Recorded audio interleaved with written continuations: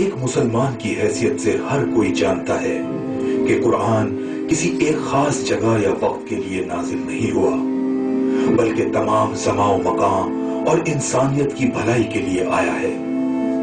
یہ بات ہمیں ذہن نشین رکھنی ہوگی۔ فرعون کے پرستار کون سے لوگ ہیں؟ فری میسن وہ خفیہ سوسائٹی ہے جس نے ان خفیہ علوم کو راز میں رکھا اور موجودہ زمانے تک پہنچا ہے۔ جس اسٹرکچر کے تحت دنیا کے نظام کو چلایا جا رہا ہے، اس میں چند افراد اہم رول ادا کرتے ہیں۔ اس کی مثال روسی گڑیوں جیسی ہے۔ ایک گڑیا کے اندر کئی اور گڑیاں موجود ہوتی ہیں۔ میں اسے ایک جال قرار دیتا ہوں جس میں یہ سب فٹ ہو جاتے ہیں۔ یہ ایک الومناتی تنظیم کے ممبر ہیں جو اپنے آپ کو خفیہ علوم سے منور سمجھتے ہیں، وہ علم جو ہم لوگوں تک نہیں پہنچتا۔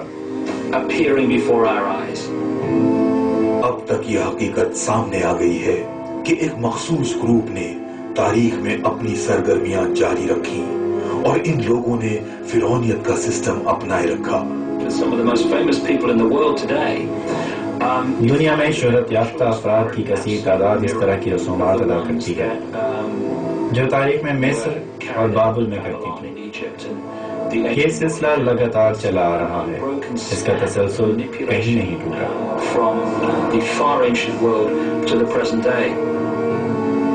الومناتی گروپ نے ہزاروں سال پہلے فرعون اور ان کے جادوگروں سے حاصل کردہ رازوں کو اپنے سسٹم کا حصہ بنائے رکھا ہے۔ ان خفیہ علوم کے حصول کے بعد الومناتی نے دنیا بھر میں اپنا اثر و رسوخ بڑھایا اور لوگوں کے ذہنوں پر کنٹرول حاصل کرنے کی پالیسی پر عمل پیرا ہو گئے۔ ان علوم میں جنات اور روحوں سے رابطہ کرنے کے طریقے بتائے گئے۔ یہ لوگ اپنے اداروں اور عمارتوں کے اندر اور باہر سانپوں والے سائنس اور لوگوز استعمال کرتے چلے آ رہے ہیں۔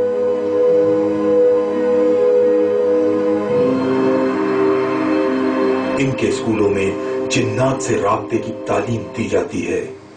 یہ جن انہیں اپنی اپنی فیلڈ میں کامیابی دلانے میں اہم کردار ادا کرتے ہیں۔ یہی وجہ ہے عالمی سطح پر اس گروپ کے لوگ دنیا بھر میں اعلیٰ عہدوں پر فائز ہیں۔ ورلڈ بینک کا سربراہ جیمز ولفنسن بھی اس نیٹ ورک کا ممبر ہے۔ جرمنی کا چانسلر، امریکی صدور کا تو ایک سلسلہ ہے، اسی طرح نیٹو کے سیکرٹری جنرل بھی ہیں۔ بہت سے لوگ ان مشہور شخصیات کے ناموں سے واقف ہیں جو ان خفیہ تنظیموں سے وابستہ ہیں، جیسے کہ ہنری کسنجر، ڈیوڈ راکفیلر وغیرہ وغیرہ۔ لیکن ان کے علاوہ ہزاروں طاقتور ترین افراد بھی ان خفیہ تنظیموں سے منسلک ہیں۔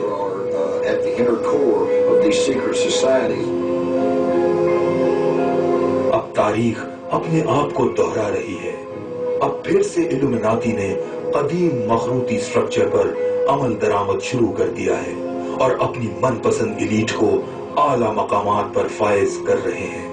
یہ گروپ دنیا بھر میں مذہبی، اقتصادی، زراعت، میڈیکل اور جوڈیشل شعبوں پر چھا گئی ہے۔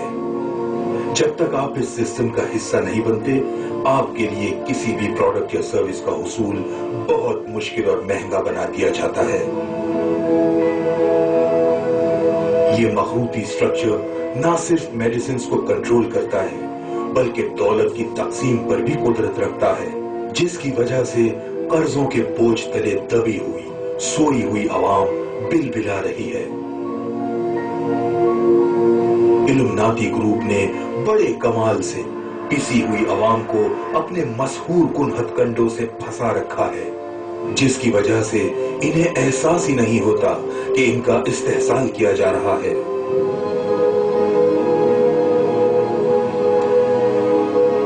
اس گروپ نے کالے علم کی بدولت حاصل ہونے والی قوت کا استعمال کرتے ہوئے فلم، ٹیلی ویژن اور موسیقی پر اپنا کنٹرول حاصل کیا ہے۔ یہ گروپ اس قوت کی بدولت لوگوں کے ذہنوں کو کنٹرول کرتا ہے۔ یہ ٹیکنیک غیر محسوس طریقے سے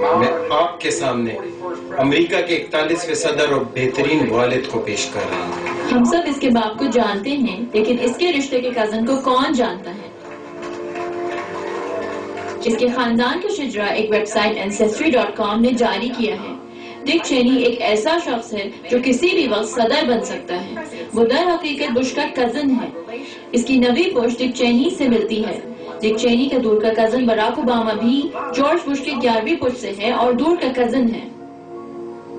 براک اوباما نے کہا ہے کہ وہ ڈک چینی کا رشتہ دار نہیں ہے، لیکن بریڈ پٹ کا کہنا ہے کہ اگر یہ سچ ہے تو پھر اس کے ساتھ ملنا بہت اچھا رہے گا.